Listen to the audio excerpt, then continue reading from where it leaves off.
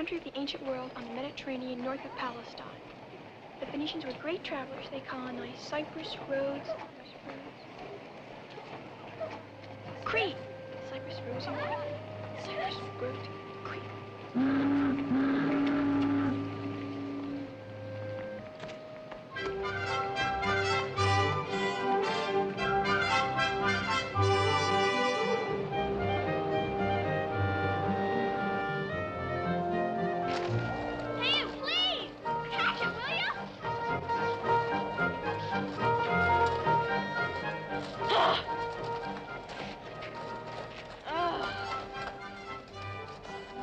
Sorry, what was it? Music notes. I'll just have to do them all over, that's all. And I know Mr. Drager's going to have kittens. Ow! I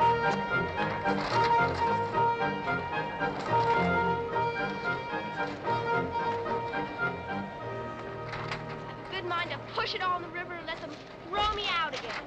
Are you in the 8th? Sure. I've seen you. You sit 2 rows in front of me. Boy, is that Phoenicia a draggy dump. Did you finish it?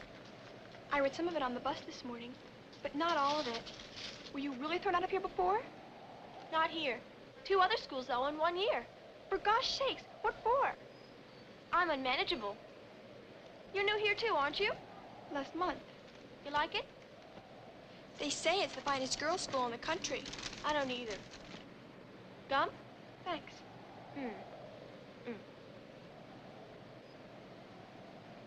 You, like Mr. Drago? I think he stinks. Do you? I hate him. So do I. What about Miss Cooney? You like her? Oh, I think she stinks worse than Mr. Drago. Me too. You, know many other girls around here? Not many. Do you? Not many. Oh, darn! Do you have rubber bands? Yeah, listen. Haven't you? No, but I got railroad tracks. Golly Moses. How long have you had yours? Nearly a year. How long have you had yours? Nearly 2. When are you going to get them off? Junie says. Well, for goodness sakes, me too. What are you doing Saturday? Nothing. Do you want to go adventuring? How do you mean? I mean, like, jumping right out of your skin and being absolutely somebody else. Not just pretending, but being somebody else. Look, you know where the sailing putt is in Central Park? Yeah? You meet me there at 10 o'clock, and I'll show you. What's your name? Marion Gilbert. What's yours? Valerie Boyd. Boyd? Are you the one that goes home early every day? I forgot. I've got to go see someone.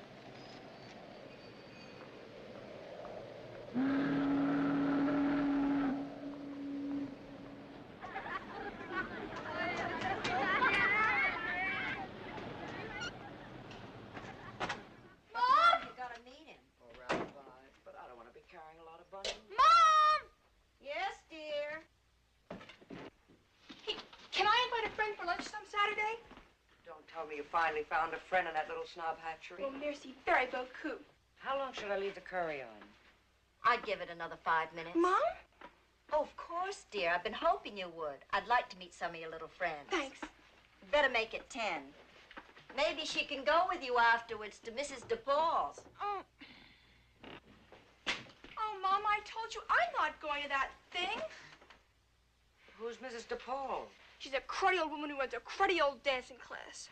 On the contrary, she happens to be a very nice woman who offers these ungrateful brats a chance to meet some very nice boys every Saturday afternoon. In case you're interested, I saw some of those very nice boys that go to Mrs. DePaul's waiting for the bus the other day. Trinity School boys.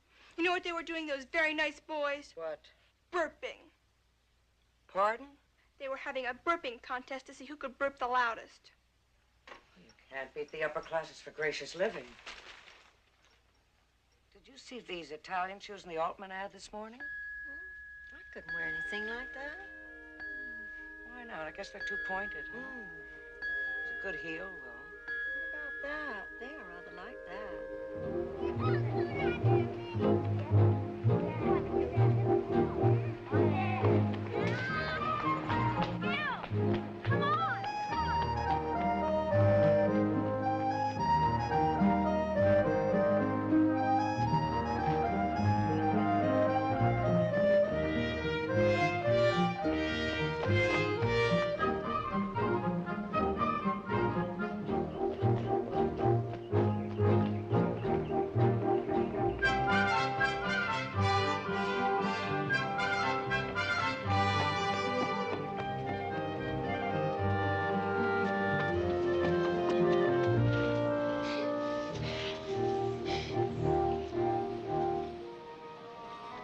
What was it? Bandits.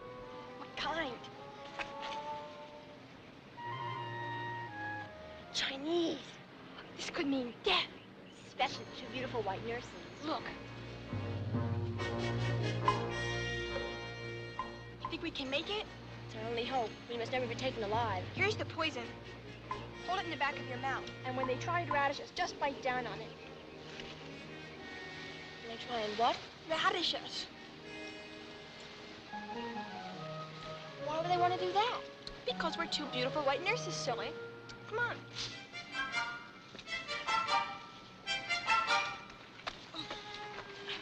My last thoughts were of him.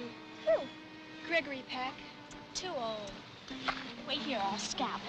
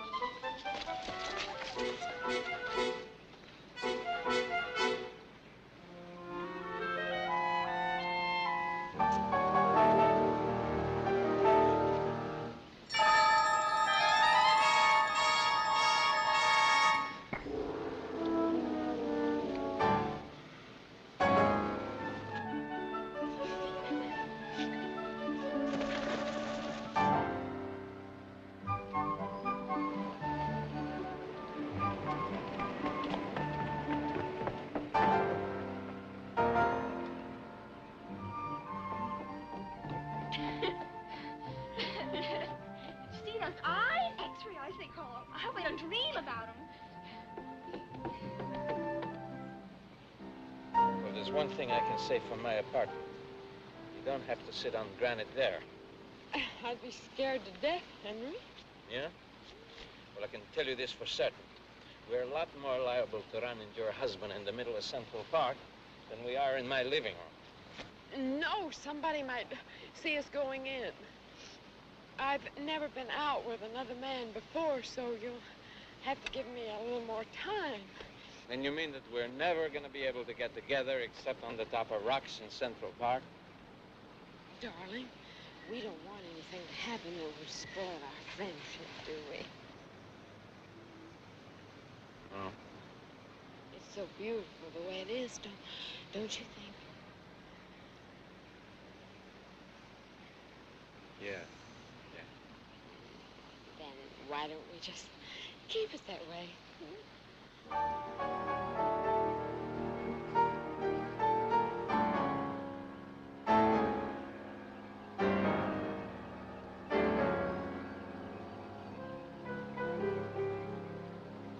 Little punks.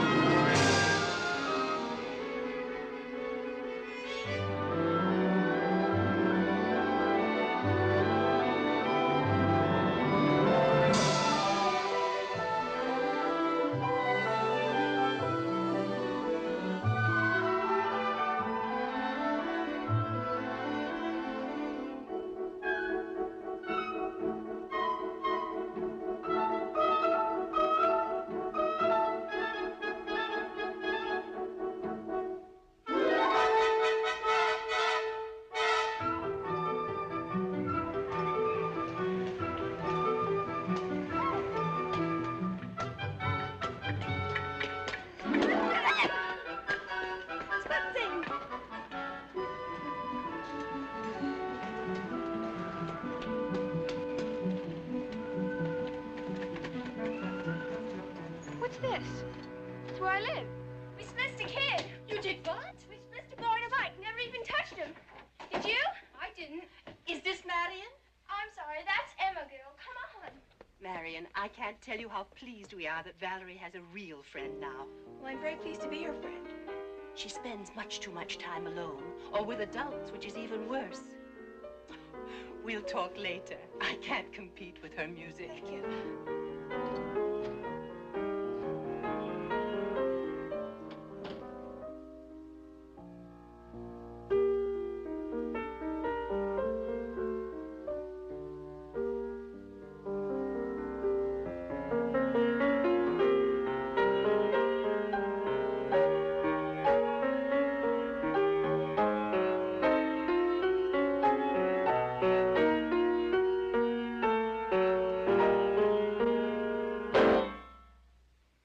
Divorced? Yes, how did you know? Just a guess. Was it a mess? I don't even remember it. I was a baby. My father lives in Florida, but I see him every now and then when he comes to New York. You don't seem very bothered about it. I don't think about it very much. I'm so used to living with Mom in Boothie. Who's Boothie? Well, she's an old friend who lives with us. She's swell. Is Emma your mother? Oh, no. She and her husband Charles take care of me. She's sweet, don't you think? Very. School found them. Are yours divorced? No, but they travel all the time, Europe and places like that. Dad's business is international trade or something. Where's your home? I mean, your real home. I'm not sure exactly. We've got a place in Arizona, but I've never really seen it. It's for winter, and I go to school in the winter. And they've got an apartment in Paris, I think. Used to, anyway. They stay at a hotel here. You miss him very much? I used to, but I guess I'm like you now. The only time I really miss my dad is about 6 o'clock in the evening when it's just getting dark. And we're going to sit down to have dinner, just the three of us, Mom and Boothie and me. Hey, you know Lillian Kafritz? That stringy-haired girl? Oh, she's really terrible. I can't stand her. Why didn't you put all that guck in her hair? Isn't it awful? Well, I was having dinner at her house one night at about 6 o'clock. Her father came home from the office. He bought Mrs. Kafritz about a bushel of roasted chestnuts and a couple of crummy little bunches of violets for Lillian and me. How corny can you get? Think your dad will ever come back? Why can't he? He's married again and got a couple of kids. But how do you know he's happy? Well, he's crazy about her. I know, but just suppose he suddenly realized his second marriage was a tragic mistake. His eyes are opened at last, and he knows now that your mother is the only woman he's ever loved in his whole life. I don't think there's much chance of that. So there's nothing to do but to tell her the truth. The second wife, I mean. He's simply got to go back to the only woman he's ever loved in his whole life. Go and buy a second wife. You think that's really possible? Well, he's got no other choice. He can't live a lie, can he? He's got to go back to his one true love. Maybe during Christmas. Christmas Eve, maybe. About 6 o'clock. You and your mother are all alone trimming the tree when suddenly the doorbell rings. I'd be the one to answer it. But you'd be wondering who on earth it could be because you weren't expecting anyone. And you'd open the door, and he'd be standing there, simply loaded with presents. Before you could say anything, he'd say, shh, because he wants to surprise your mother. But first, give you a big hug just as tight as he could. And then Mom would come down to see who it was because she'd been wondering why she didn't hear anybody say anything. And for a long time, they just stand there and stare at each other, not saying anything. They wouldn't have to. And then he'd take her in his arms and rain kisses on her upturned face. And they just love each other to death right there in the front door. Do you really think? Would like some clam chowder? Clam chowder! Oh, wash your hands first. And then two small bladders came out of their mouths. If you'd been at rehearsal... Just as she was beginning to hum, too. Henry, you've got to remember you're not Van Cliburn. Now, if Van Cliburn misses a rehearsal, okay, he's still Van Cliburn, and nobody says throw the bum out.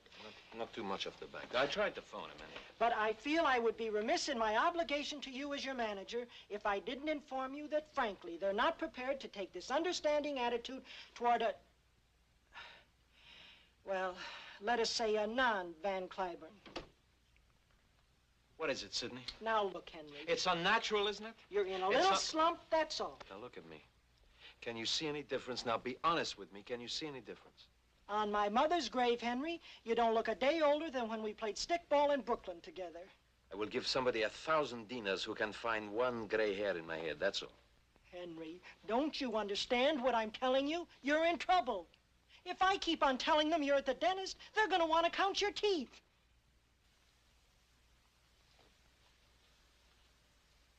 Very funny.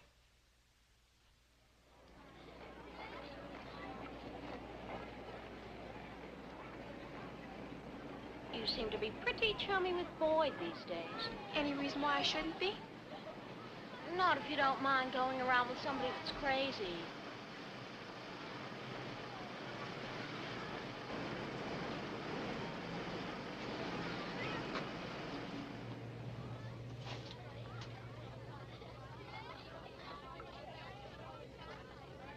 I think you're the one that's crazy. You know why she gets let out of school early every day, don't you? What makes you think I don't? You'd never guess in 1,000 years. All right, how much? It's worth at least a quarter. I'll give you 15 cents. It's all I've got. Give me the dime tomorrow, can't you? No, it's really interesting.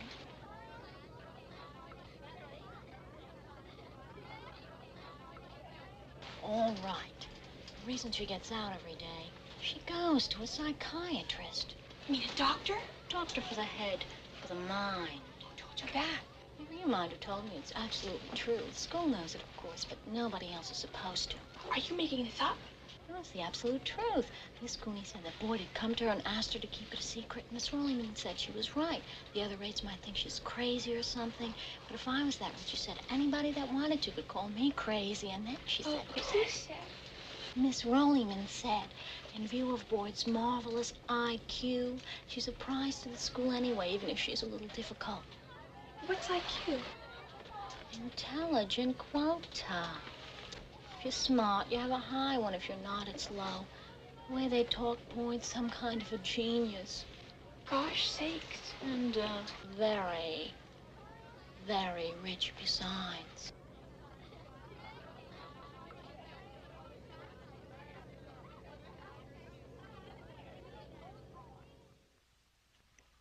Want some more, darling? Yeah, I think I'd like some. I hate to go, but Emma's going to skin me anyway. What for? It's not late. I miss Dr. Greentree. Who's Dr. Greentree? Her doctor, who do you think? Well, naturally, darling, but I just wondered. It's all right. I don't mind your knowing. Dr. Greentree's my psychiatrist. You're what? Ruthie, please. He's my psychiatrist. Well, now I've heard everything. If you don't mind, Boothie, it's not a thing to joke about. Ruthie's not really joking, darling. It's just that Val's so young. I was well into my 30s before I hit the couch. Why did you go, Mrs. Booth? Oh, it's becoming part of the ritual of divorce, Val. I'm sorry. No need to be. It's the only fun I ever got out of that little scuffle. This is the first time I ever heard about it. May as well know I took a shot at it, too, for a while. Mom!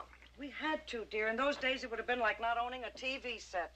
Darling, when people need help, they go wherever they think they can find it. That's what Val did, because she needed help. Isn't that right, Val? That's what everybody says anyway. But you know how often your mother went twice. The third afternoon, there was a sale on at Bergdorf Goodman.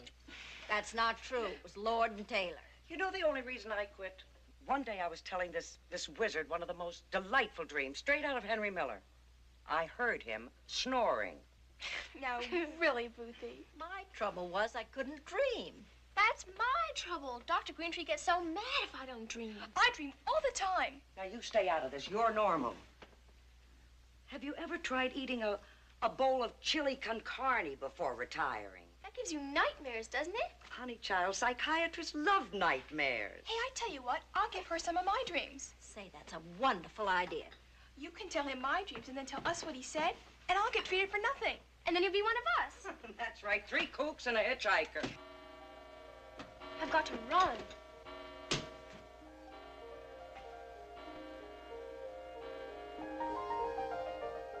I'll get my coat and walk you to the bus. It's been fun, Val. It's been just wonderful. Will you ask me again? What about next Friday? Dinner, maybe we'll get tickets for something. I'd love it. Oh, at any other time you can come, dear. Boothie. From one kook to another. You know what I thought it was at first, before I had to leave school every day? What?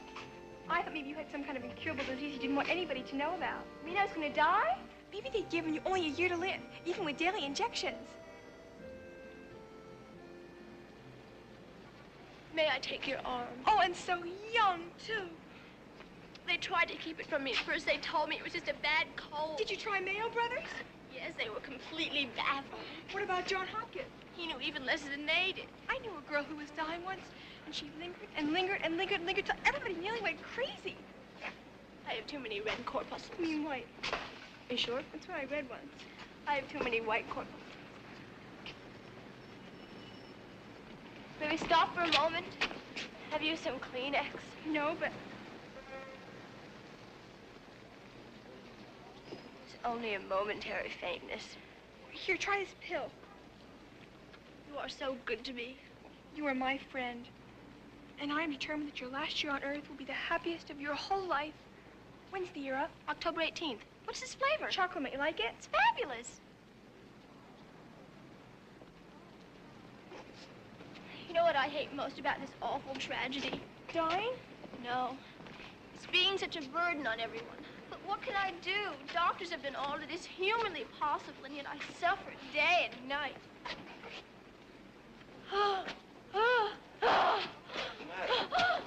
What's the matter with her? What's wrong? It's one of my attacks, dear. Hey, this kid needs help. No, really. What's the matter? I can't see. Everything's gone black. Open her collar. It's going Don't numb. open her collar, she'll There's no freeze. feeling in my Somebody get a cab. I'll get a cab. Taxi! She's straining to death. Open her collar, quick! Don't open her collar. Open that kid's collar. She'll catch pneumonia. What do you want her to do? Choke to death? Open her collar. Look, it's no skin off my nose one way or the other, but the way that kid's sweating, you open her collar, you'll have a case of pneumonia on your head. I'll open her collar, I'll close her collar. Just somebody make up their mind. I'm a physician. Can I help? Oh, yes, doctor. There's a girl over here very sick. I'm feeling a little better now. Now, take it easy, kid. Take it easy. Everything's I'll under do control. what I can. I'm a physician. Doctor, she's dying. I'm feeling a little better now. I know. We'll just take a little look anyway. Hold her still. Yeah. You better stand back. You don't mind having a little checkup for nothing, do you? But she's all right, doctor. Honestly, it was all a joke. Joke, huh? You know what doctors do with people who make jokes like that? We take them straight to the hospital and pump their stomachs out. Did you ever have your stomach pumped out by a real good pumper? I once pumped out a joker until he couldn't get out of bed for a week. Please, doctor, we didn't need anything. So if I don't find anything the matter with Hey, you... I got a cop! There's a cop car on the way!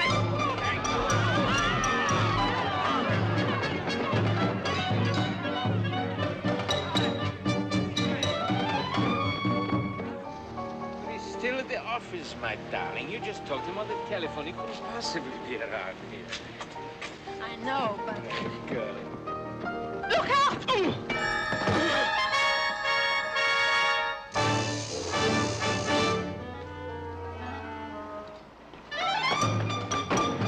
Hey, you! Taxi! You little punks!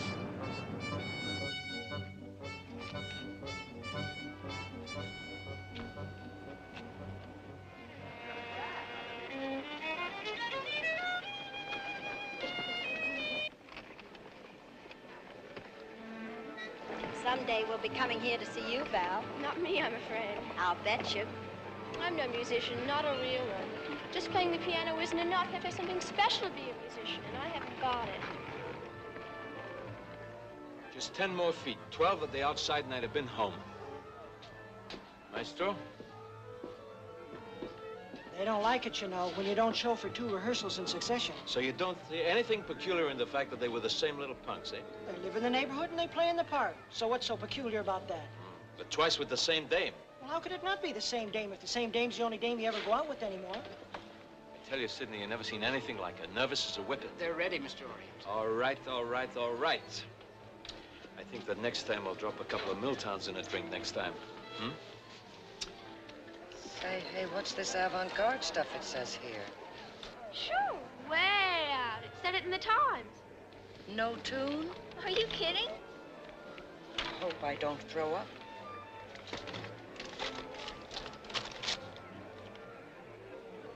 Valerie Boyd, you shaved your legs. You are the biggest blabbermouth. You didn't tell me. I don't have to tell you everything. What is it? She shaved your legs. Louder. Some of the people in the balcony can't hear you. You're gonna have bristles. Not if I keep shaving them. Please, girls. But why'd you do it? You're not so hairy. I'm old enough if I want to.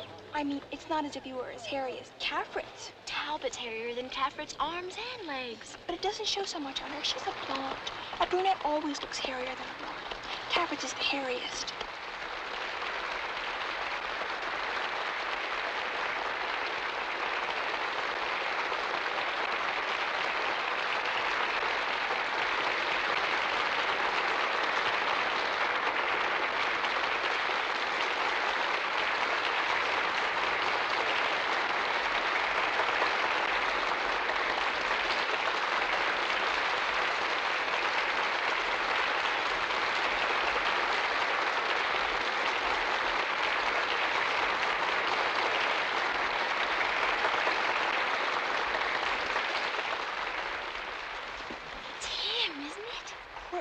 Don't you remember those eyes?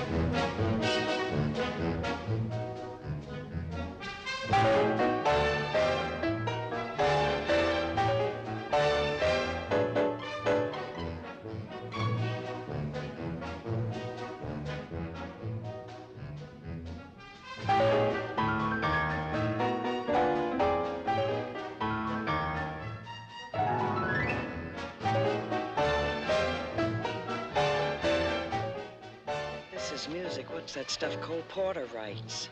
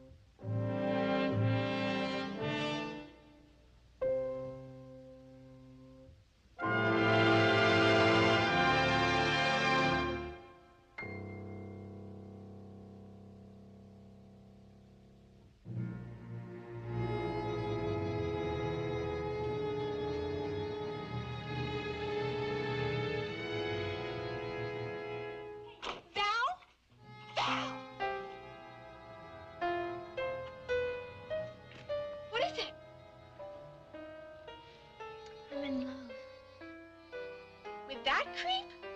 What do you mean, creep? Isn't that him? Isn't it awful? But Booby read all about him in a magazine. He's been married about a dozen times. You still got the magazine? Well, I don't know. I'll ask her. Not that it matters.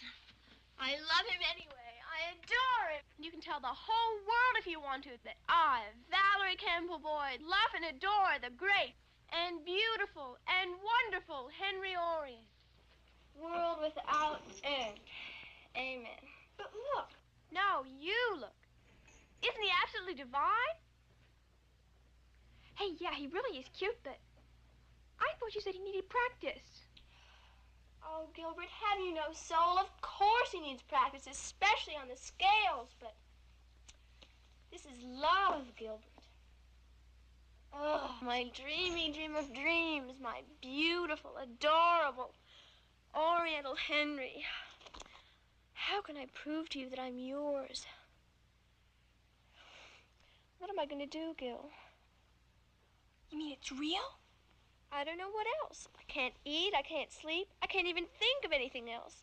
That next day I went to the record shop when it opened, and I bought his only 2 records. That's all he's got out, poor darling. I've been playing them ever since. You gonna tell him?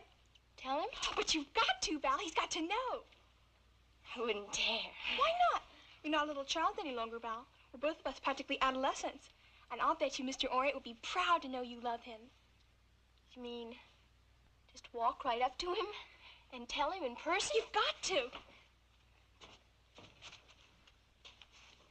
What are you doing?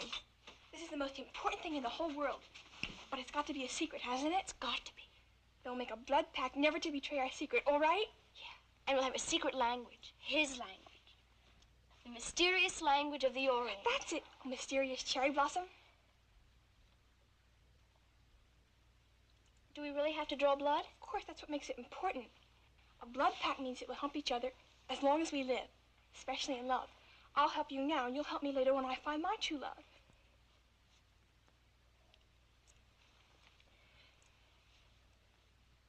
Wow. Now, jab yours, but be careful. It hurts.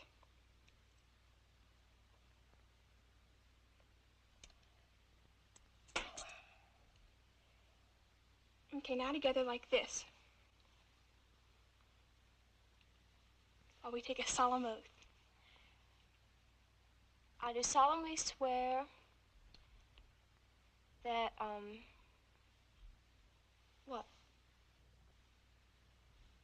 That whereas love is the most important thing in the whole world, especially true love, hereby be it resolved that Marion Gilbert and Valerie Boyd do solemnly swear that we will live a secret life, forever and eternally dedicated to the one Henry Orient, the truly beloved of Miss Boyd, on pain of human sacrifice.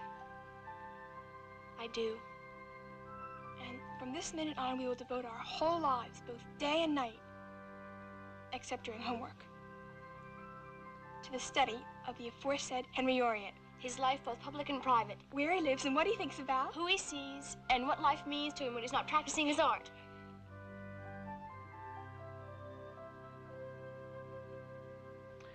Exactly where is your husband at this very moment? In New Rochelle, I suppose. Hmm? Playing golf. And New Rochelle is on this side of Stanford, is that not right? Yes. Now then, on finishing a game of golf in New Rochelle, has your husband ever been known to return to Stanford by way of East 64th Street, New York? No, but... Right. So you grant then that it would be a most peculiar thing for a man to do, to go home to Stamford, Connecticut from New Rochelle, New York, by way of East 64th Street, New York City. Eh? Yes, but look now. Now comes a very important question.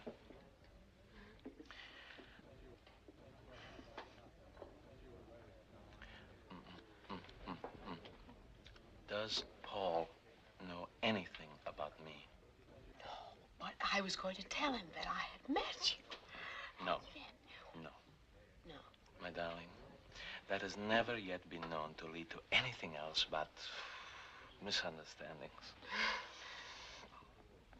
Never mention my name to him, all right?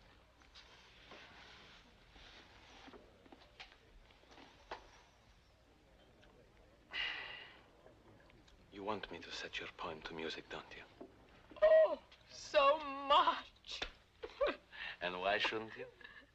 It is unquestionably the finest poem for music since only God can make a tree. Cannot fail to become a classic. But my darling, a composer has to compose. Even only God can make a tree. I mean, the fellow didn't compose it in a tree. Eh? No. He went right home and he sat down at the piano to compose it. You understand what I mean? I know, but... All right, then. I mean, what are we gonna do? Are we going to pass up a chance at a song that could live forever? Or, shall we nip up to my place and take a hack at it on the piano? I shouldn't. Wait you know. Wait. Not yet. Check. Darling, listen. Who on earth is going to take the least possible interest in two very respectable-looking people going about their own business on a dull Sunday afternoon in New York?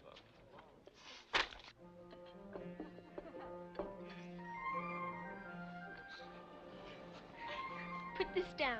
Honorable Henry, eat much chow chow. You're so mysterious, cherry blossom.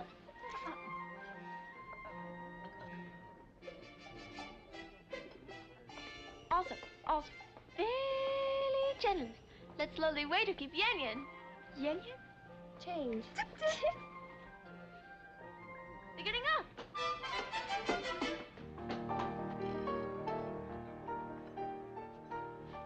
What's the matter, darling? Don't you think I better wait in here while you get us a taxi? All right.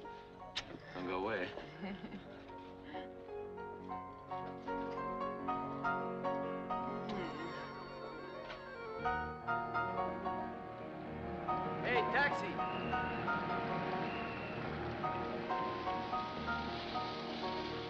Pull it right there, will you, chum?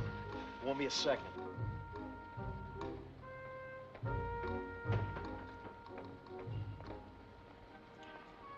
Tell how for rickshaw to wait. Yes, yes.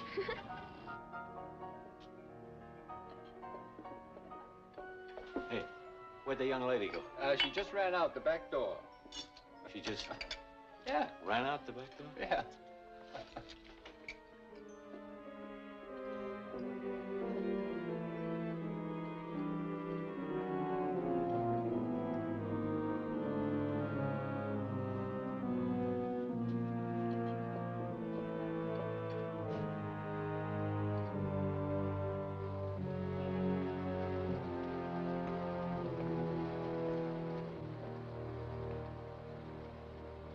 Stamford, Connecticut. 164 East 64th Street.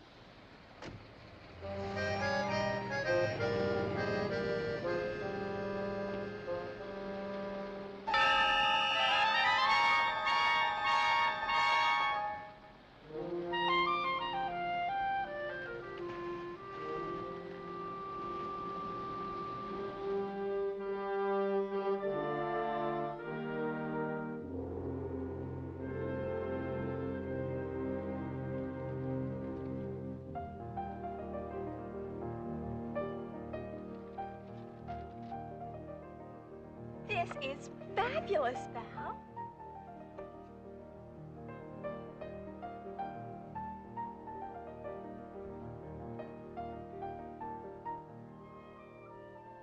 Absolutely fantabulous. And here's the first letter he ever wrote me. Oh, heavenly Valerie. Oh, moon of my delight. You think he called you the same thing you call him? Well, why not if he's supposed to love me the same way? How do I love thee? Let me count the ways. I love thee to the depth and breadth and height my soul can reach. Say, that is neat, Val. You could really be a writer. Well, it's not really all mine. I got the general idea from Elizabeth Barrett Browning. But isn't it wonderful? Are you going to answer it? Tonight. Is that the magazine? Yeah. And I have all my notes from the restaurant.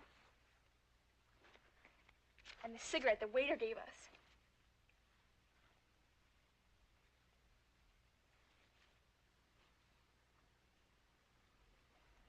No filter. He's not scared. Does it tell where he lives? On East 64th. A typical day for Mr. Orient begins at noon when he's awakened by his faithful valet with a cup of lotus blossom tea. Hey, look! 5, 4, 3, 2, 1, and now he's just opening his eyes. Isn't that fantastic? And now he's just beginning to sit up. Good morning, Jeeves. Good morning, sir. I do hope you slept well. Oh, very well indeed. Thank you, Jeeves. That lotus blossom tea smells absolutely ravenous. Thank you, sir. I make it from the very highest grade lotus blossoms, fresh daily. It's exceptionally scrumptious this morning. Jolly good, really. You're crazy. He's not English. Then what? His breakfast is always the same. A seasonal fruit, Melba toast, a coddled egg. What's that? Well, that's coming later. Go on. And black coffee. Promptly at 1 o'clock, he begins his daily constitutional, which consists of a brisk walk up Fifth Avenue. We'll take the Fifth Avenue bus. If we're in town, we can follow him the whole day. Don't forget the magazine, so if we lose him, we can read it. Oh, wait a second. Hey, say, these are cool. You should get them. Oriental Bazaar, are they neat? Countdown. Chicken chow mein, Let's go.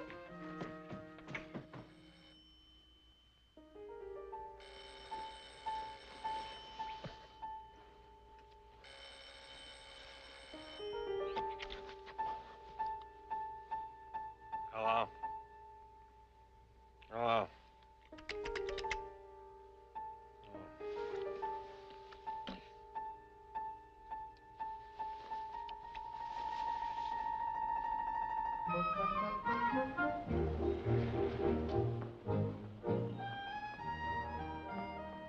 He's still there.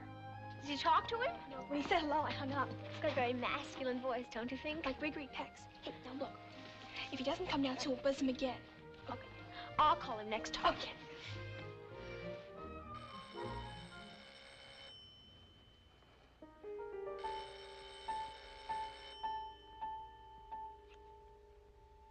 Hello. Hello, Henry? It's me. Why, darling, where are you?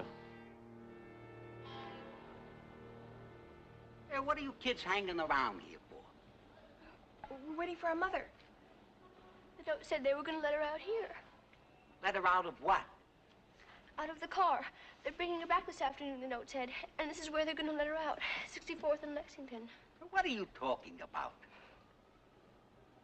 The men that took her off are bringing her back this afternoon. And we're waiting for her. Are you trying to kid me or something? No. That's exactly what the note said. Show him the note, sister. Well, I haven't got it. I left it with Mademoiselle. Well, you mean that your mother was like a kidnap? No. They didn't grab her or anything like that. They just left a message backstage that a friend wanted to meet her after the show at a place in the Bronx. And when she got there, it was a fake and they tied her up. You could always get a ransom for a star, you know. What's your mother's name? Jane Mansfield. That's your mother, Jane Mansfield? And they're gonna let her out here? That's what the note said. Well, how about Mr. Mansfield, your father? Now, where's he at? Dead. Sorry. It's all right. We're used to it now. Say, how about getting a few cops here and grabbing these monkeys? Oh, no, we couldn't do that. That was one of the conditions, not to tell the police on pain of physical torture. Yeah, but I didn't make no promise like that. No, you mustn't, really. You mustn't. They might find out and do something terrible to her, don't you see? Now, look, the cops, they know how to handle a deal like this. Believe me, you mustn't promise, will you? Please? What's going on here? Will you get up? Will you get up? Get up! What's the... Promise you won't do anything. Okay, but that's a fine thing for people to see, like you're praying to a fella. Thank you, sir. Now, I'm gonna tell you what I'm gonna do. Now, I'm gonna keep my eyes open, just in case. Now, the minute that you spot the car, you scratch your head. You understand? Which one? Either one. Just scratch your head like it itches, that's all. Hey. Okay.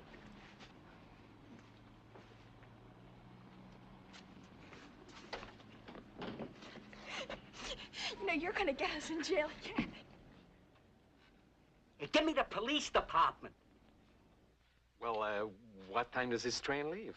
It's just left. Then what are you waiting for, my darling? I mean, just take a taxi and step on it. My darling.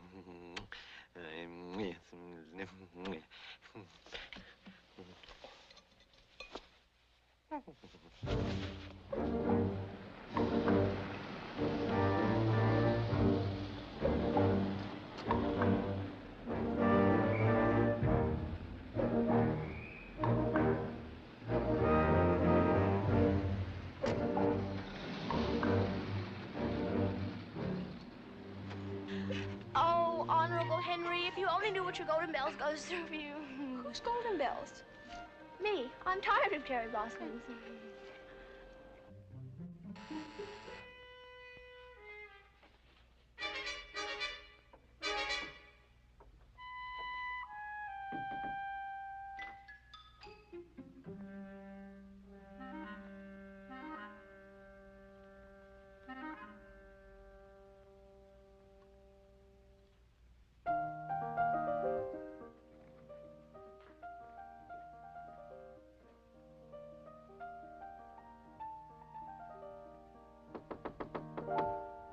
Avanti.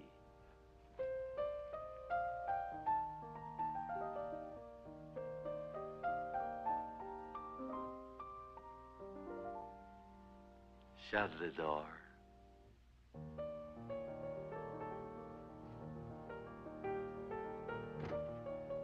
You know what this is? No.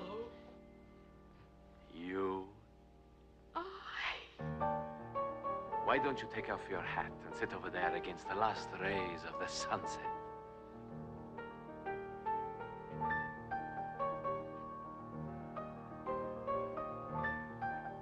That was out of my memories of you. And now, you. The curl of your hair. The soft curve of your cheek.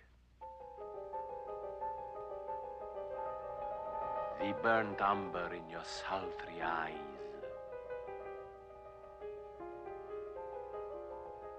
The bare bronze of your shoulders.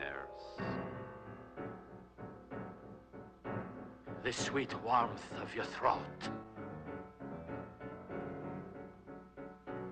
Those satin arms.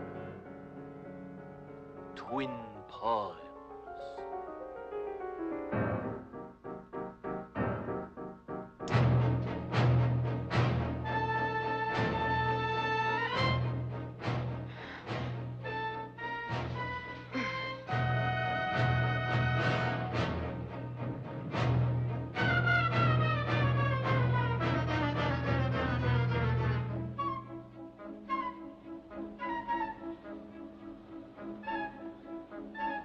Some more. Let's see.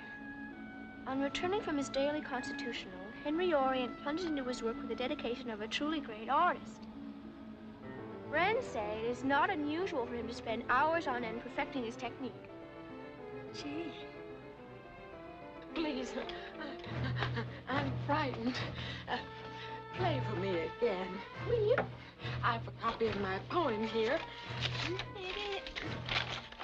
You've no idea how long I have dreamed of this moment, ever since I first heard your voice on the telephone. Please, Henry, I'm frightened. Darling, there's no need to be frightened. Nothing to be frightened about. Oh. Hey, stop! Hey, you know what? I thought you were going to jump out of the...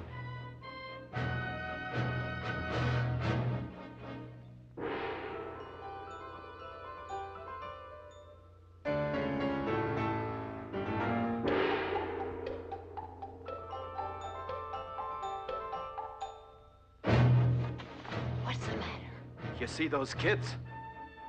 Aren't they cute? Those kids are everywhere we go. That day in the park, at my concert, in front of the spaghetti joint last Sunday. Where? The curtain! Yeah. Did he see you? Who? Your husband. Is he out there, too? Didn't you see him? No. No. What am I going to do? Listen. Did you or did you not see your husband out there? No, I didn't see him. Didn't you? What the hell is the idea of yelling his name at me like that? I meant those children. Didn't you say they were following us? Listen, I never said... I mean in the park and last Sunday and out there now watching. You must be out of your mind. Well, that's what you said, isn't it? Always when we're together. I thought you told me your husband didn't suspect anything. I didn't think he did. But how can you tell what your husband is thinking?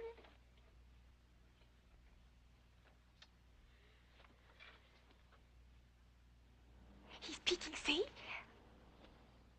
I'm sure of it now. It's exactly the sort of thing Paul would think of.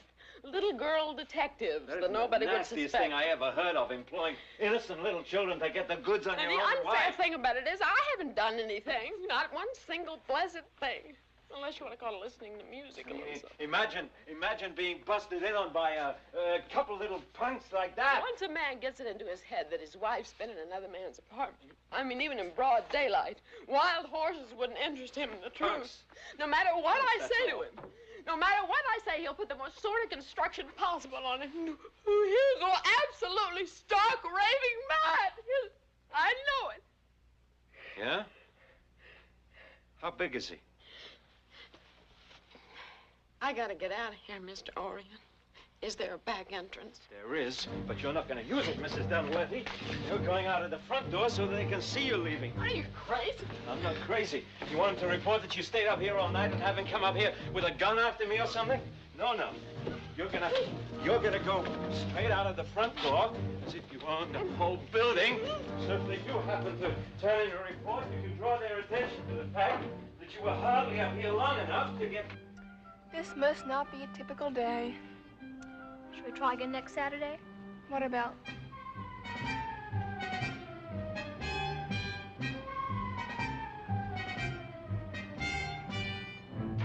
You got nothing whatever to worry about. Just don't even look in that direction, you understand? Grab the first taxi you see, tell him to step out at the Grand Central Station. You got a train to catch now. You got nothing whatever to worry about. You think it's gonna be perfectly all right. Will you come again sometime? Thank you so much, Mr. Orient. And bring Mr. Dunhill with you next time. Dunworthy. Either one you wish. Au revoir, bonsoir, and good afternoon.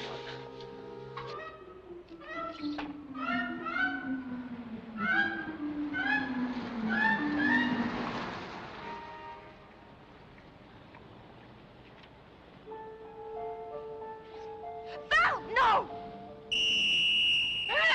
What?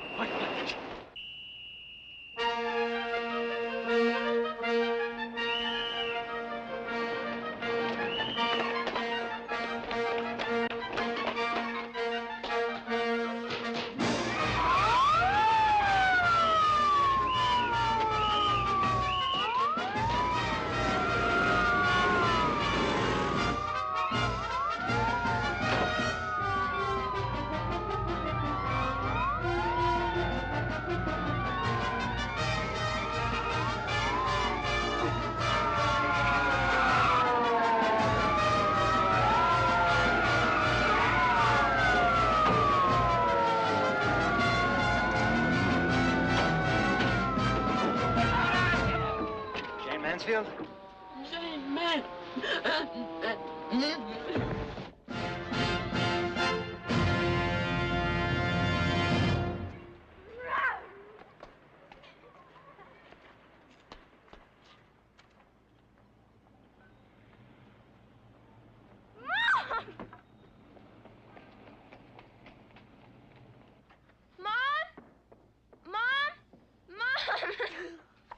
Darling, please, you don't want to break my neck, do you? Why didn't you let me know? But you knew we were coming back for the holidays. I forgot. Oh, please, dear. How could you forget?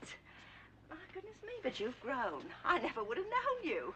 Dear face, what are you doing with these strange, peculiar hats on? This is Marion Gilbert, my mother. Oh, how do you do, Marion? Fine, thank you. What are you doing, playing Chinese?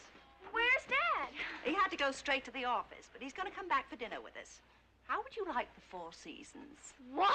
Can Gilbert go with us? Thanks, but I can't make it tonight. Oh, I'm terribly sorry, dear. Well, perhaps you'll make it another night with us. How long will it take you to finish packing? Right now, you mean? Oh, that's okay. I've got to be going anyway. I'll be ready in 5 minutes. I'll be upstairs with Mrs. Hamler.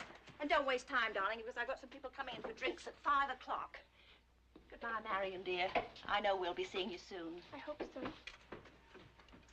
Boy, am I going to get some good eats now. 4 Seasons, 21.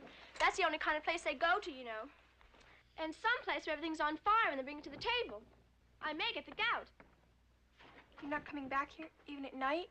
No, they usually take a room for me, too. And you ought to see the clothes. Bergdorf, Saks, Hattie Carnegie. That's the one break you get, you know, and they really don't want you around. Honey, when they do show up. How long do you think they'll be here? Till after New Year's, usually, if they don't get fed up with me first. See ya. Wait, we'll drive you home. Gilbert? Gilbert? Gilbert?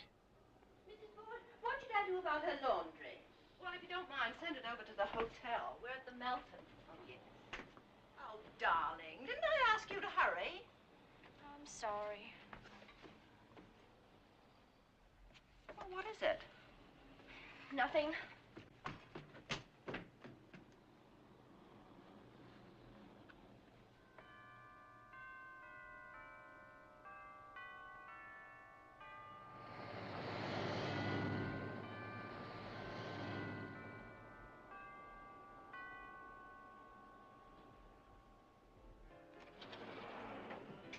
Couldn't you have phoned and said I was sick or something? Now, stop being childish. The fact that Val wants to be with her mother and father while they're in town has nothing whatever to do with your friendship. She could have at least phoned, couldn't she? Behave yourself.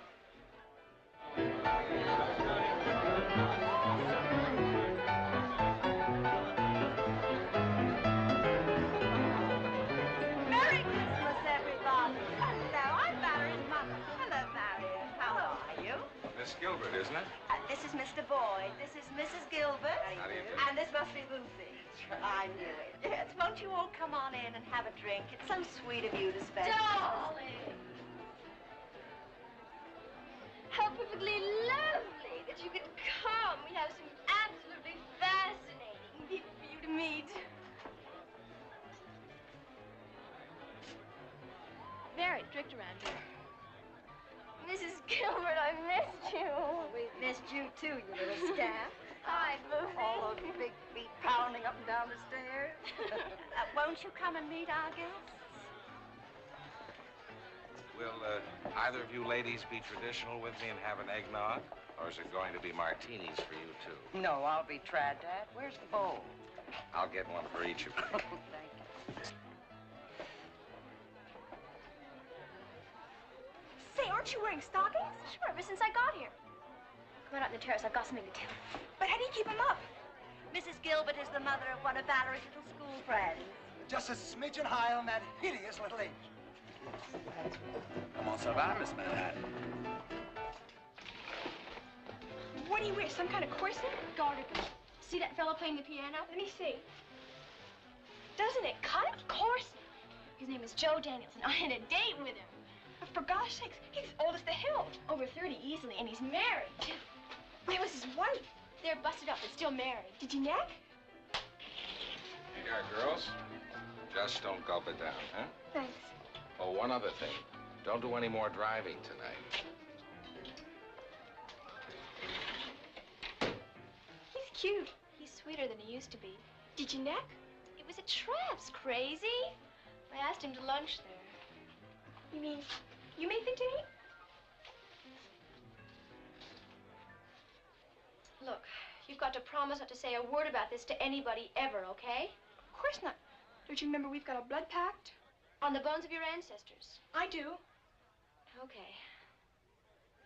I made the date because I wanted to talk to him about how much he'd been seeing Mom when Dad wasn't here. You think they were passing at each other? I don't know, but I didn't want Dad to get hurt. Hiya. Who are you? Valerie. Valerie who? Valerie Boyd. Oh, I see. Isabel's kid. Who's that with you? Marion Gilbert, a friend of mine from Norton's. Well, you mustn't expect me to talk with you. I don't know what the hell to talk about with school children. Oh, will you excuse us, please? You can bet your sweet...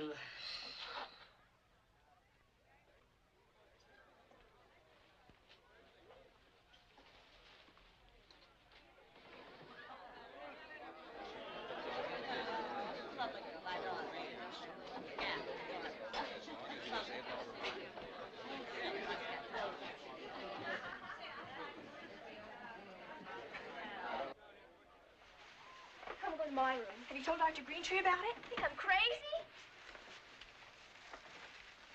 You artists. That's supposed to be a secret. I should certainly hope so. All we were doing was pretending, if that's what you mean. How did you meet Mr. Orient? We've never met him. Oh, stop it. Well, honestly, Mrs. Boyd, we haven't. But I wasn't speaking to you, Marion. I wouldn't go to any of your things. Will you please excuse me? You tell me, kid, if she's too tough on you. I think you should be going too, Marion. Well, I'd like to stay if you don't mind. Yes, I do mind. But it was just make-believe. Good night, Marion.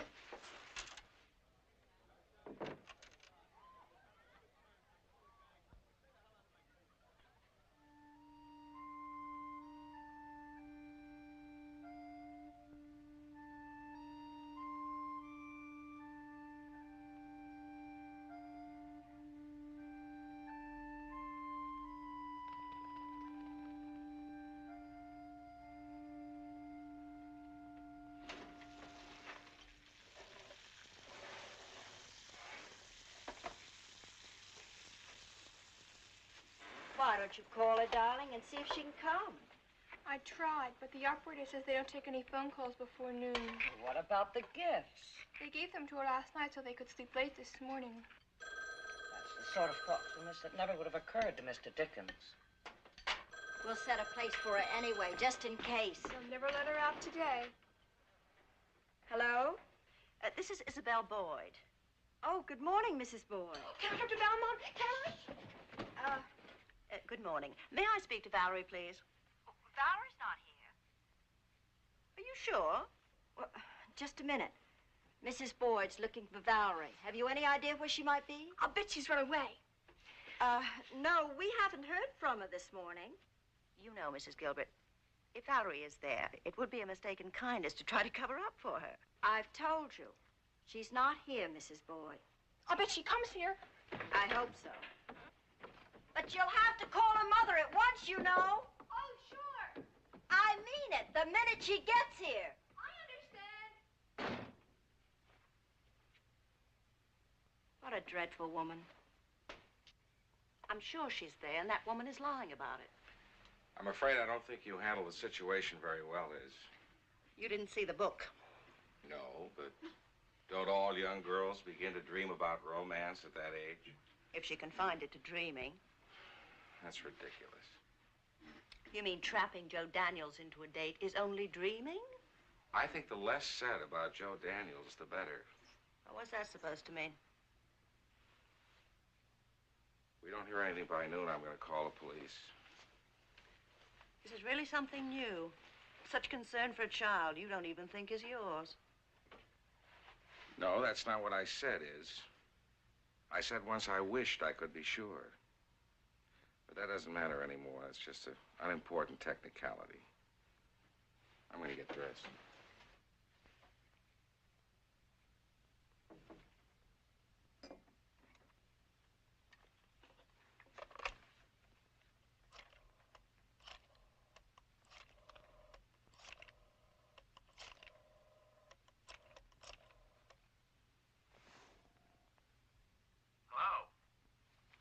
Joe? Oh, good morning. Merry Christmas. Merry Christmas. Have you seen or heard from Valerie? Are you kidding? She's gone. She's completely disappeared. Well, she's hardly likely to come knocking at my door, honey bun. Well, she did before, didn't she? Look, Liz, I'm sorry I ever told you that story. I was just trying to be funny. I'll bet. If you just use your mind a little, you'd realize the fact that Val loathes me. Well, she even called me a lousy pianist. And you should have seen the look she gave me. I'll have to call you back because Frank just came in.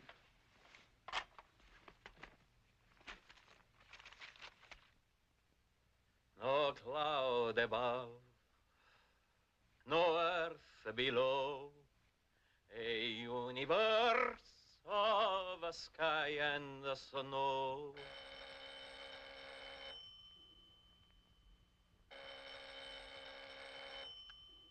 Hail and Merry Christmas, whoever you may be. Mr. Orient? I am, and God bless you for making the point so charmingly. And who, may I ask, are you?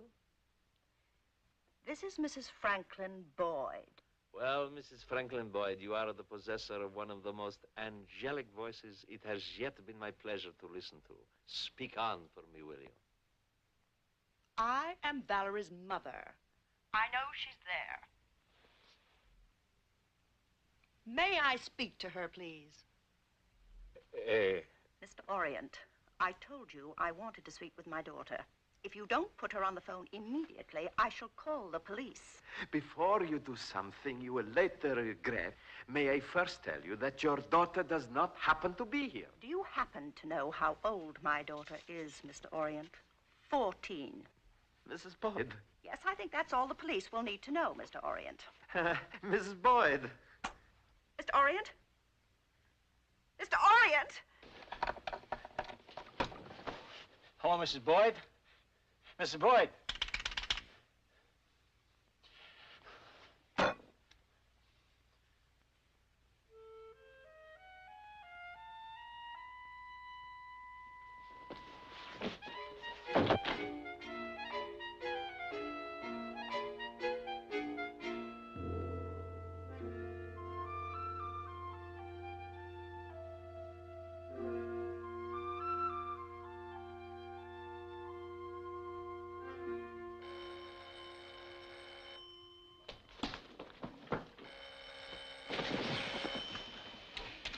Hello? Mr. Orient? Mrs. Boyd? We were cut off. Mrs. Boyd, tell me something.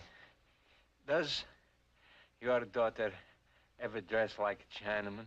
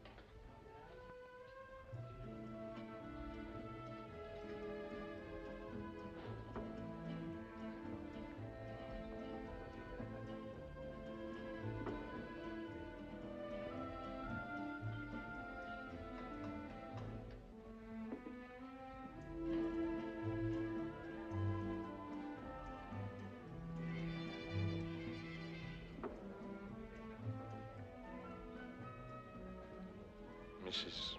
Boyd? Mr. Orient.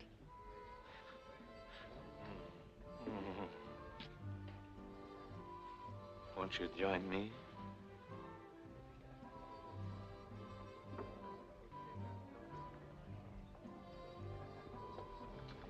Would you perhaps care for a drink? No, thanks. No, some coffee, eh? Thank you, no. No, niente grazie, no. Still no word. No? No? But I would not worry if I were you. They all come back, I'm told, as soon as the money runs out. I've heard of you, of course, but I haven't had the pleasure of hearing you play. Well, since I'm not Liberace, I would be surprised if you had.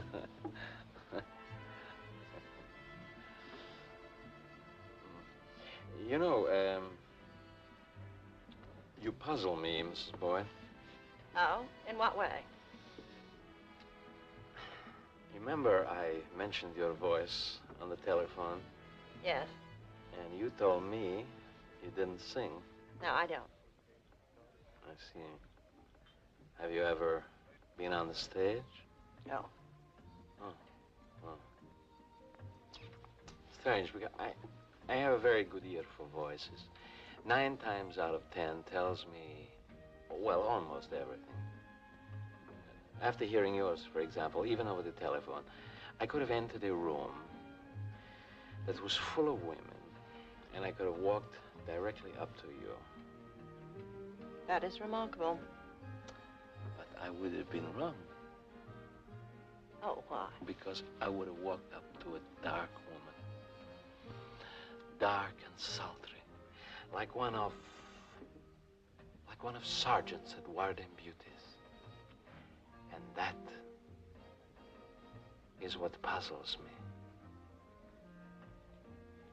Oh, would you mind if we talked about my daughter first? You see, you're not by Sargent. Oh, no, no, no. You are by Renoir.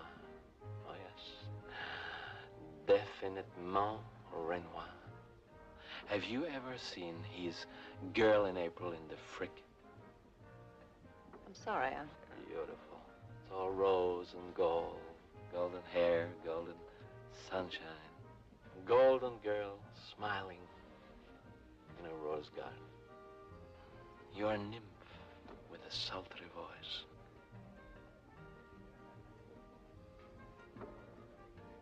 You know, if you're not in a hurry, I'd love to have a cup of coffee. Will you? Garçon, 2 caffè, per favore. Merry Christmas! Merry Christmas! Night, David. Night. Thank you again. Oh, and don't forget the school benefit meeting a week from Tuesday. All right. Night.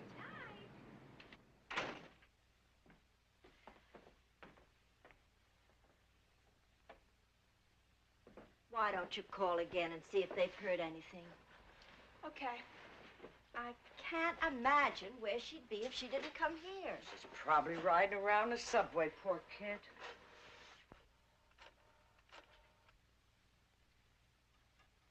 Mountain Hotel? May I speak to Mrs. Boyd in 3729? Some Christmas for her, I'll say. Hello? Mrs. Boyd, this is Marion Gilbert. Have you heard anything? No, that's what I was calling you about. No, but I've called the police and the Missing Persons Bureau. They may be able to find her. Oh, I'm sure she's all right. You might also be interested in the fact that I had a word with your Mr. Orient. You called Mr. Orient? I don't think we'll have to worry about him anymore. What did you say to him? I'm sorry, I can't discuss it now. I'm awaiting a call from Mrs. Hamler. Good night, dear.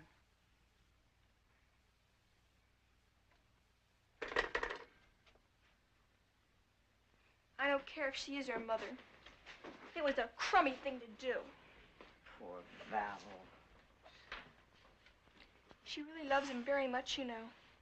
I know. I went through exactly the same thing with John Barrymore. Who? What did you say? I said, who's he? This guy you went through it with. You mean you don't know who John Barrymore was? No. You've never even heard his name? No. Excuse me? It's later than I think. Oh, isn't there anything we can do for her, Mom? They don't love her. They don't even want her. Nobody loves her but us. They just stick her in schools and with doctors and anything to get rid of her. It'll ruin her, Mom. It'll kill her if she's got to go on like this. I know, darling. Couldn't we ask Mr. Boyd? Of course not. But if they don't want her... You don't know that, darling. Not really. And families have different relationships. And it wouldn't matter anyway, because no matter what they do or how they feel about her, they're still her parents. And for better or worse, children belong to their parents. Who fixed that? Well, now, don't look at me. But this much we can do. We'll give her our love as much as we possibly can and try and make her feel that our home is also hers. If we can do more, then we will. Thanks, Mom, and oh, for the stockings and the money and everything. Except for Val, it's been a wonderful Christmas. Good night, darling. And don't worry too much about Val. One thing about unwanted children, they soon learn how to take care of themselves. Good night, Mom.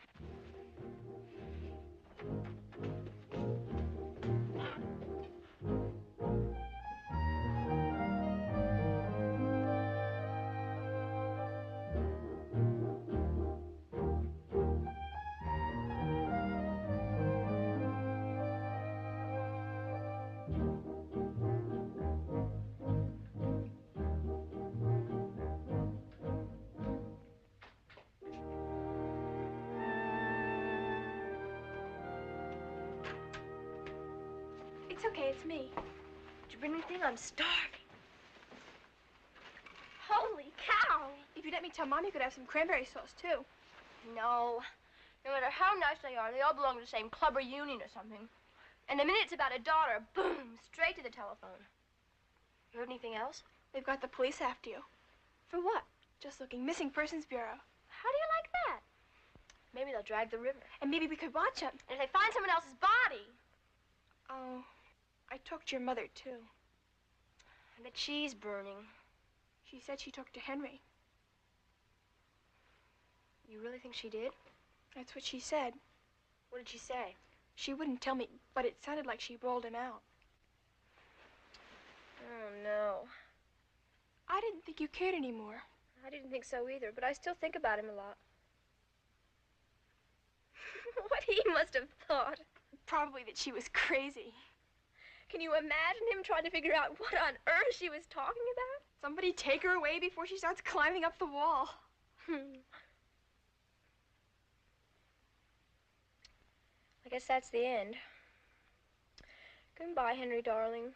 Oh, it can't be. We mustn't let it be. It's too late. She spoiled it.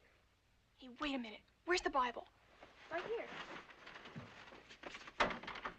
What are you doing? I'm on 3rd Avenue for 75 cents.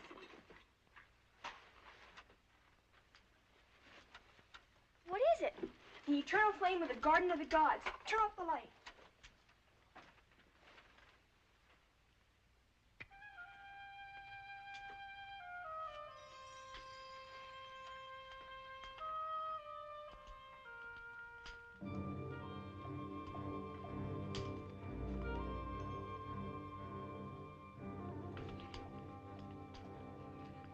Oh, august flame of the 10,000 mandarins, hark to your humble servants.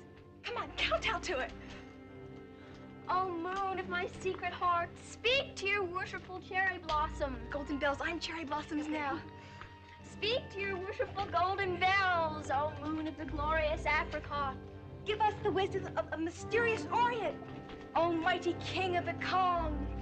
A magical sign from the tomb of our honorable ancestors.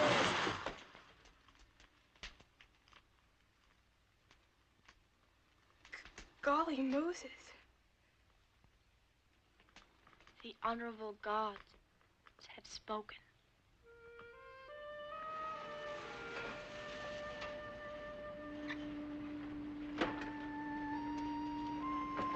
Mr. Boyd? Yes. Is she still here? Yes, sir. Well, that's all then. Thanks. Good night. Night, sir.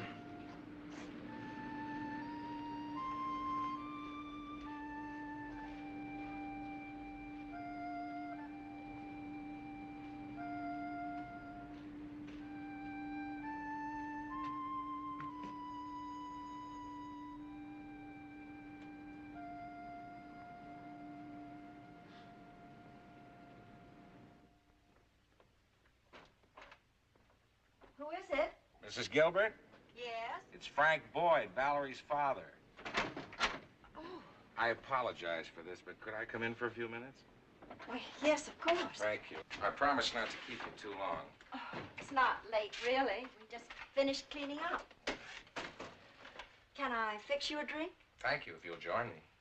Scotch or bourbon? Scotch and plain water will be just fine, thank you.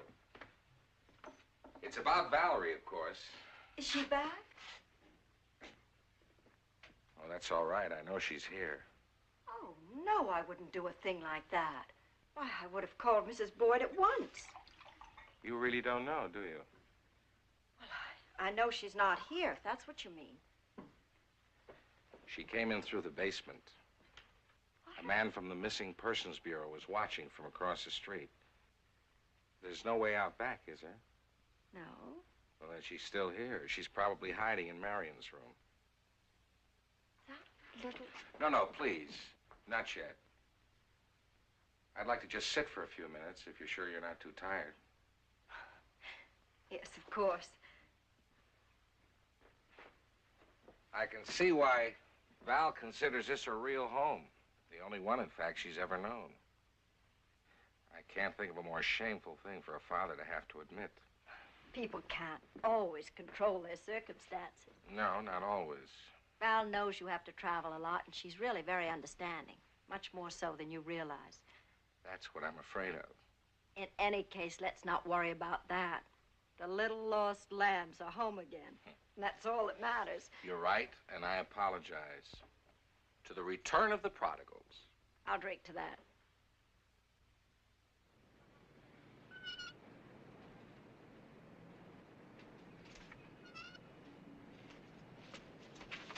Splitsing! Splitsing!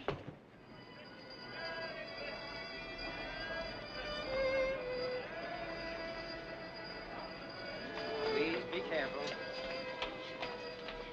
Where can I find Mr. Orient? The posse's forming around the back of the stage door. Come on!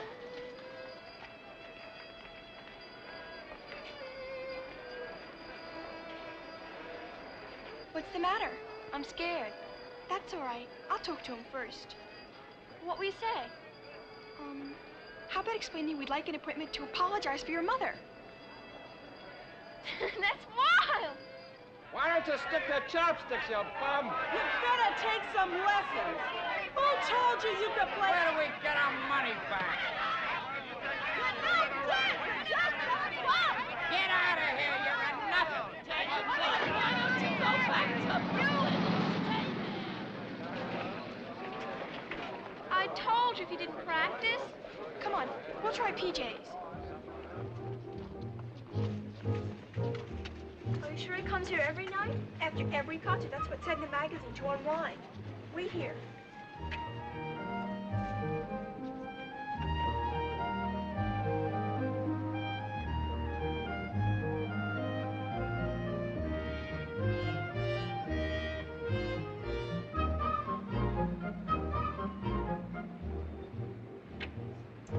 Think. He's not there. Come on. Excuse me, but do you know Mr. Henry Orient? What about him? Is he here? I haven't seen him tonight. Thanks. He's not there either. Got to find him, Gil. I've got a feeling he needs me tonight. And you're not scared anymore? Not a bit. He's probably crushed. Maybe I can comfort him. Hey, I've got an idea. Come on.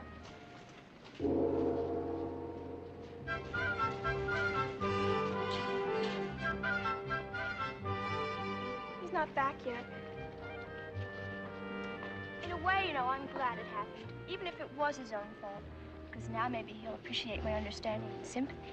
That's when a man really needs a woman, when he's in a jam. Even if we never see each other again, this will be the night of nights, and we'll never forget each other as long as we live.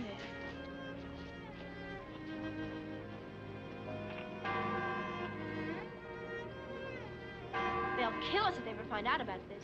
Then we must keep it among the great mysteries of the Orient. It's on! How did you get in? I'll tell you what I'll bet. I'll bet he came straight home from the concert and took a nap or something. To unwind, I guess. Hey, look!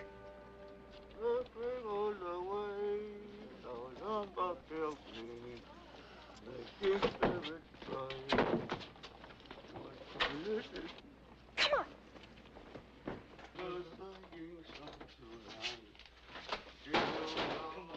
Marty won't care.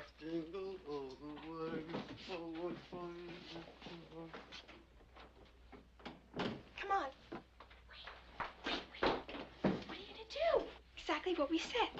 I'm gonna ring his bell, and when he comes to answer it, I'll explain that you're his greatest admirer in the whole world, and we'll ask for his autograph, all right? Wait. You're not gonna tell him I love him, are you? Of course not. If he asks us in for a drink or something, we'll just tell him what a nut your mother is and stuff like that. Come on. Oh, August moon of my life.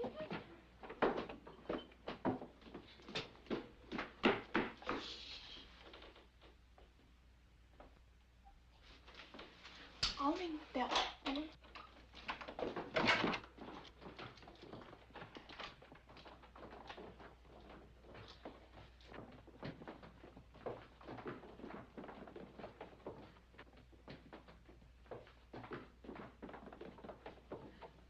What are we gonna do? Look, whoever it is going, don't you understand? Then he'll be all alone. Yes, but shh. I have drunk deep of joy tonight, my love. Now there can be no other wine in life left for me. Tomorrow? What time? 5-ish. 5-ish. Good night, Makushla.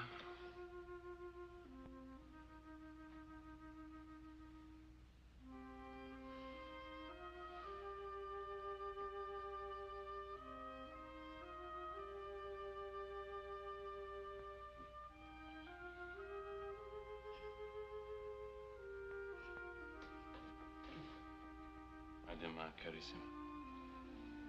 Good night.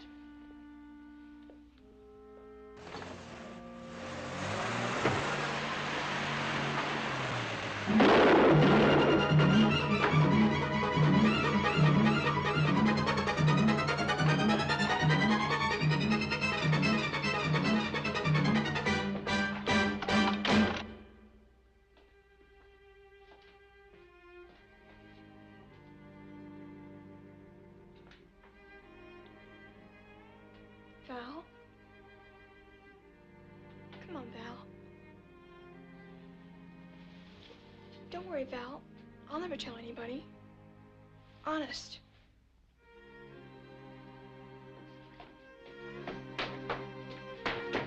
Val? Val?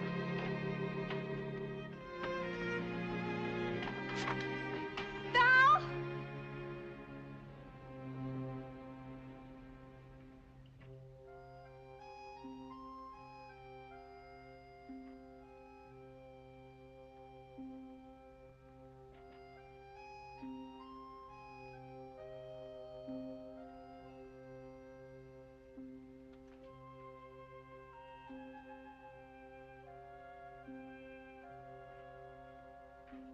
Val?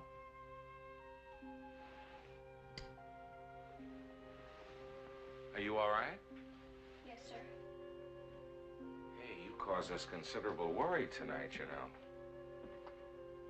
I'm sorry. What was it, Mr. Orient again? No.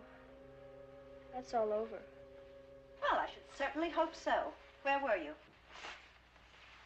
Just goofing around looking at Christmas windows. Till 2 a.m. you were looking in windows?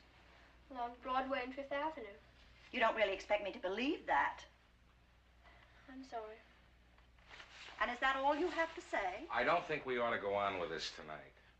It's very late, and we're all too tired and edgy to discuss it sensibly. You hungry? Would you like a glass of milk or a sandwich? No, thank you. Well, then you go on upstairs, and we'll talk about it in the morning. Just one thing. In case you and Miss Gilbert are planning any further adventures, I had a little talk with your Mr. Orient this afternoon. And if you ever go anywhere near him again, I've asked him to let me know, instead of calling the police, as he had intended. Call the police for what? Well, he's got a right to protect himself from that sort of harassment. And he was really going to call the cops? Indeed he was. He sounds nuttier than the girls. All right, what would you do? Well, if I couldn't buy them off with sodas, I suppose I'd feel compelled to pack a rod. You know, you talk as if you saw nothing serious in her behaving like a little tart. Now, look. For one thing, I don't think that's a fair description of her behavior. Well, how would And you for another, if we go on like this, we're all of us liable to say things we'll wish we hadn't. So what do you say we just drop it? Just so 2 things are perfectly clear. 1, Mr. Orient. That's finished, you understand? I said it was. And Marion Gilbert, that's over too. You really think that's necessary? It's all right, I don't care. You don't? I don't want to ever see her again. Well, I'm delighted. I think it'll save us all a good deal of grief. Even her mother admits it's been a most unfortunate friendship. They've been in constant trouble ever since they started running around town together. Marion just happens to be the typical product of a broken home. She'll be lucky if she doesn't end up a complete delinquent. That's not true. I'm afraid you're much too young to understand these things, dear. Marion Gilbert's just about the most delinquent girl I've ever met in my whole life. Is that why you never want to see her again? When did Mrs. Gilbert tell you this? Tonight. I dropped by the Gilberts to see if they'd heard anything. That's why I was so late. She's a nice enough, middle-class sort of woman, but with absolutely no organization whatsoever.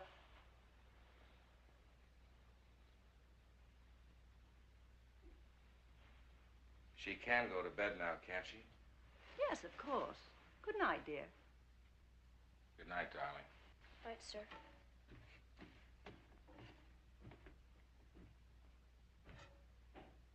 I suppose we ought to take her out of that school. Do you have to go straight back to Rome? Mm-hmm. I'm not sure that I shouldn't stay here, you know, for a week or two and get us settled somewhere else. Now, what did Orient really have to say about them? Oh, he was quite amused by it all. Had he ever met them, really? No, I was wrong about that. What were they doing? Just following him around? Apparently, that was all. Well, I'm tired. I'm going on up to bed. You know, I'll bet that's what they were doing tonight, as a matter of fact. What do you mean? Following him around someplace. But she said not, didn't she? No, not really. I'll see you in the morning.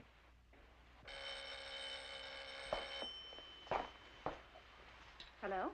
Mrs. Board, this is Mrs. Gilbert. Oh, yes, Mrs. Gilbert. I apologize for calling so late, but I simply had to make sure. Did Val get there all right? Yes, just a few minutes ago. And what about Marion? Oh, did Mr. Boyd tell you? He was here. She got back before he left. Would have been very funny, in fact, if we hadn't been so worried. She was trying to sneak in just as he started out. I don't know which was the more startled. Yes. Well, thank you very much. Good night.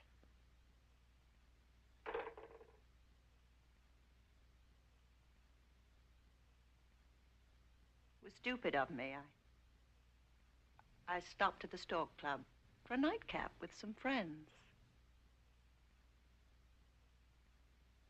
We'll talk about that in the morning, too.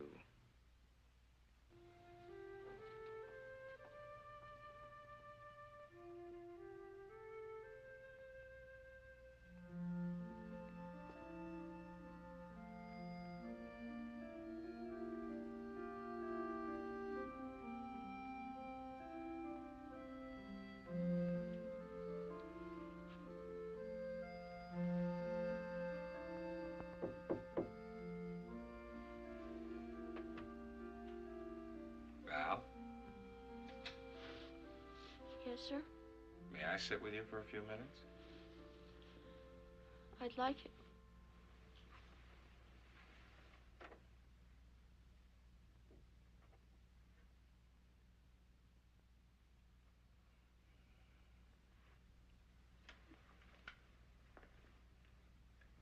I suppose we both have a secret now, huh? Life is a little rough at times, darling, for everyone. But we don't have to shoot ourselves, do we? No. Nobody has it easy all the way. I'm terribly sorry, Dad. Thank you, dear. Thank you very much. Sometimes people get married for the wrong reasons, and it just doesn't work out. It's nobody's fault. I don't know if I can, but is there anything I can do? Well, a great deal, if you like. What is the name of that song? Getting to know you. Getting to know all about you, Rogers and Hammerstein. That's the one. Well, you about me and me about you. Now, I know it's a little late, but do you think we could think about it? I'd like to very much. In a home, you think? You really think we could? Well, I've never really had one of my own, you know, not since I was very young. You mean just you and me? Well, that's the way it looks, doesn't it? Where do you think we could have it? Well, now, that is one of the things we have to think about. Now, there is Rome, Paris, London, wherever we like it best. I think it ought to be wherever you could be home the most. Well, that's right, but it really doesn't matter now. You see, I'm going to give up all this traveling. So wherever we decide on, that is where we'll be. Mr. and Miss Boyd at home. Gee, Dad. Okay? A-okay. A-okay. Well, that's it.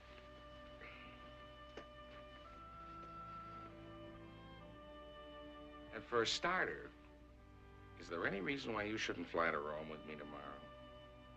You really mean that? Well, we have to look at all those places, don't we? To decide where we want to set up our home, and while I wind up a few loose business ends. No. I don't know whether I ought to or not. But I feel awfully happy in a sort of sad way. I guess we both do. You're my only sweetheart now. Forever and ever and ever. No, just till that fella comes along.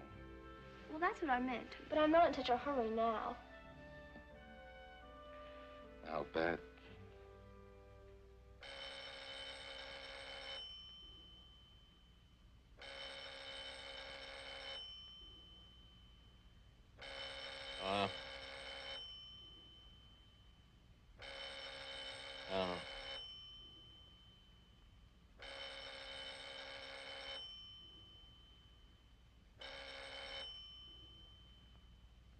Hello. Henry? Yeah? Henry, I'm afraid I have some rather stupid news. What do you mean? My husband knows about tonight. How? How could he? It seems the children were following us. You sure? Quite. Listen, was he violent? Well, it wasn't very pleasant. All right, now listen, my love, listen. First of all, don't worry. There was always this risk, and now, now that it's out in the open, I, for one, welcome the challenge. But we can't talk on the phone now because it may be bugged. I want to see you first thing in the morning, see? But, Henry... Listen, my darling, listen. Just don't panic. Above all, don't panic. Just remember one thing. I am with you, and we're going to see this thing through together, come hell or high water. Yes, but I... No more time to talk now, my darling. Buona notte, carissima. Goodbye, my sweet love. Good afternoon.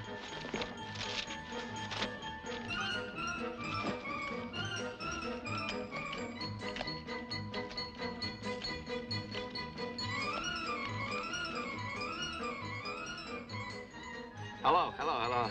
Pan Am? Listen, what's the next flight out of here? Anywhere. Yeah, that'll do.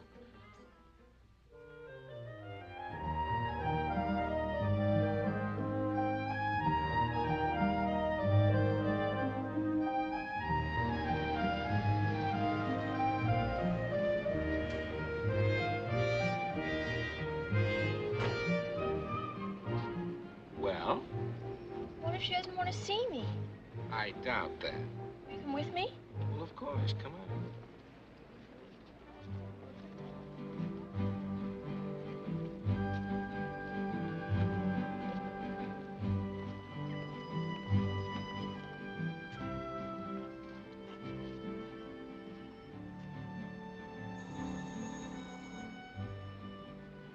You could write a letter occasionally.